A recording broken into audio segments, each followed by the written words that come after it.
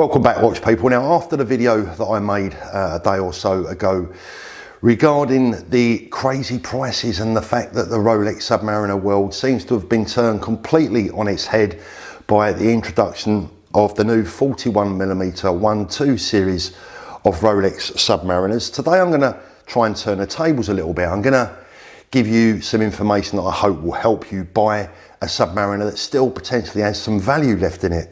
And I'm going to give you 4 or 5 Submariner models that I think will be a surefire winner for the future and are still relatively affordable, if you can call any Submariner relatively affordable or good value these days. A couple of things to get through before we actually get into the meat and bones of this particular video. Guys, I said all along that once I reached 25,000 subscribers that I would up my game. And I intend to do that. And I'll tell you a couple of things that I've got in the pipeline that are definitely going to happen. One of them in particular I'm really excited about. Now, firstly, as you guys know, I have some dealers that kindly help sponsor my channel. They are all tried, trusted, proven, and guaranteed to offer you a good service. Now, what I'm going to do from now on, I'm aware and conscious that maybe I just don't show enough watches on my channel, and I'm going to change that. I'm going to invite some of my trusted dealers to send me some of their watches so that I can review them for you on this channel. You can have a look at some of the cream of the crop that some of my trusted dealers currently have in stock, and then if you choose to buy them or not, that of course is completely up to you guys. The second thing that I've got planned, and I've come up with a really good idea, and I'm really keen to get this one on the boil, and I haven't quite exactly crossed all the T's and dotted all the I's yet, but I'm going to invite 5. I'm going to invite 5 well-known watch YouTubers to join me in a new watch show, which will be my equivalent at least of The Apprentice. I'm going to give them some watches, or some imaginary watches to choose from at certain prices. I'm going to give them some money to spend, some imaginary money, and over the next few months we are going to basically see which one of them potentially would become, or have the potential to become, the very best watch dealer. Now, I've got loads of ideas where this little show is concerned. I've got some people in mind. If there are any watch YouTubers out there that would like to be on my 5-man apprentice panel, I'm going to be Lord Alan Sugar, obviously. But I'm looking for 5 guys. I've got 2 or 3 already in mind. Obviously, you can't be a watch dealer. It's no good me inviting David Khalil or Roman Schaff. They know the business too well. It has to be people who are watch YouTubers but are not watch dealers, and I think that will be really interesting. Now, after I made that video about the Hulk Submariner, I think, to be fair to everyone concerned, and you know, maybe I just didn't do myself justice in that video, because didn't I miss out one of the most important things of all, really? And I should have kind of thought about it whilst I was making the video, just how I value the 11610 LV Hulk Sub right now. What would I pay for it? Because, you know, it's all very well me making the video, issuing the warnings, telling you how clever I am, etc., about price predictions and all that. It means nothing. What does mean something, that I have the guts, the courage to stand by my convictions and tell you what I believe right now today is the right price to pay potentially for a Hulk Submariner. Bearing in mind that we're talking just a few days after the release of the new 1-2 series of Submariners, and prices have gone absolutely berserk, as I said in the previous video, up to £29,000 for a Hulk Submariner. Now guys, I'm going to pop a link to a video in the video description that I made just a few weeks back about how to manipulate the price of a certain watch. Guys, this video ties into this subject perfectly, because this is exactly what is taking place with the Hulk Submariner and some dealers right now. Now, naturally, I had a few Hulk owners, because the video that I made about the Hulk probably pleased most people. It might not have pleased necessarily everyone that's owning a Hulk, because I was talking down its value rather than talking up its value, which I've done in the past. But look, guys, there's talking up value and there's talking up a watch and believing in a watch like I believe in the Hulk. But then it gets ridiculous. 29 grand, crazy. Are we saying that a Hulk is now worth more than a ceramic stainless steel Daytona? Absolutely not. Of course it's not. So look, let's get to the crux of the matter. Where do I feel that today I think it's, where are we, the 4th, 5th September, something like that. Let me have a look. 4th of September.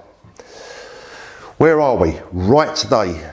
Things are going to change. Things are probably not going to settle down till early part of the new year, 2021, February, March. Then we'll see where the Hulk really belongs in the Rolex price brackets. For me today, if I really wanted that watch and I just couldn't be without it, for a mint box and papers or unworn watch, I might pay 16,000 if that's what I wanted to do, if I had the money and I totally understood that that watch may go down in value rather than go up. It may go up, it's anyone's guess. My guess is it's going to sell around the 15 mark. That is my hunch in the new year. So my prediction on the 4th of September 2020 is that come about February, March next year, the Hulk will be exchanging hands for around about the £15,000 mark, depending on what it comes with and of course its condition. Some of the later unworn watches,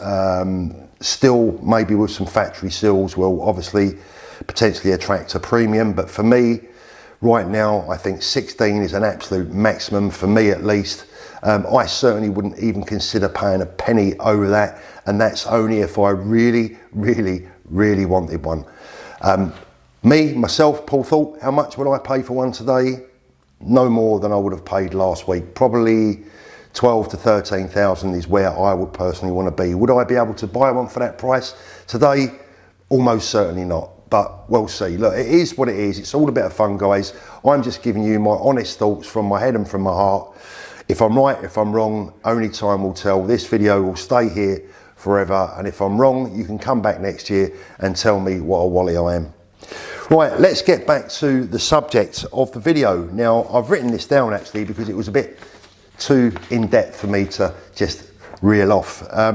There are still a few subs out there potentially that can be bought at the right price, in the right condition, with the right documentation, that could still offer you great value in the future. First of all, as one viewer to my channel rightly pointed out, the non-date sub, the 114060, is generally looked upon as the original Submariner. The original Submariner didn't have a date, so the original sub really is the non-date, isn't it? And look, if you can find yourself a 2020 114060, and the later that card is obviously dated, the better. I mean, if you could find one that was dated the 31st of August 1920, you truly could say that you had the very last of the true 40mm Submariners. Now, I know that subs were once smaller than 40 mils, but of course, in modern day terms, 40mm is the size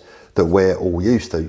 And the same, of course, could be said for the 116610 LN, the date Submariner. Of course, a 2020 dated card will mean that you have one of the last of the 40mm Rolex Submariner watches. I would be tempted, if I was looking for a Submariner today, either a date or a non-date, I'd be looking for a 2020, because that is the last, obviously, of the 40mm subs. And I think that that will hold a little bit of a premium, if not in the very near distant future, perhaps a little bit further on down the line. Oh, and by the way, guys, that the video I made about the Hulk got me into a little bit of trouble on one or two of the dealer WhatsApp groups. It didn't go down too well. One or two of them were saying, oh, you know, Paul sometimes doesn't always do us any favours. Well, look, my message to those guys is, look, you're watch dealers, I'm a professional YouTuber, you get on with your job, I'll get on with mine, you do yours to the best of your ability, and I'll do mine to the best of my ability. And at the end of the day, guys, I wouldn't worry too much, because I'm sure that at the end of the year, you'll still be earning more than I'll have earned. So in no particular order, guys, here are my top tips for a Rolex Submariner that still might have just a little bit of value left in them, even in this crazy 21st century. First of all, as I've already mentioned, the 2020 non-date sub 114060, the later the better. The card must confirm it's a 2020, because don't forget, obviously, with the new style random serial numbers, we no longer have a prefix like we used to have, where you could tell the year by the prefix. So you know, the card has to confirm the watch is 2020. Same again with the 2020 116610 LN, same as before, later the better. Card must confirm year. Any non-Fat 4 11610 LV anniversary sub that is still reasonably priced, in good condition and a complete set with its box and papers. And by the way guys, the swing tag on the 16610 LV is particularly desirable for collectors as well. That's worth knowing. The first of the non-COSC certified two-liner non-date 14060s that replaced the iconic 5513 way back in 1990, because with the introduction of the new 41mm Submariner, they've just become proper vintage, haven't they? And lastly on my list of tips for a value for money sub is the 2007 14060M, the first COSC certified version of the previously non-COSC certified non-date Submariner models, and the first of the four liners. I hope that makes sense. Now, under normal circumstances, guys, of course, there are Hulks out there that would have made this list, but at the current prices at least, I couldn't possibly include any of them within my list of Submariners that might still have a little bit of value in them. I did all my Hulk predicting way back in 2016, and if you were listening back then I'm sure you'll have benefited very nicely. Look, there aren't many winning lottery tickets left out there in the Submariner world, but I've chosen watches that I feel have an edge, and it's often the small detail that can make a big difference when it comes to the value of your Rolex Submariner. As always guys, hope you enjoyed the show. Your thumbs up and your support is really appreciated. Thanks for watching. We shall speak again soon.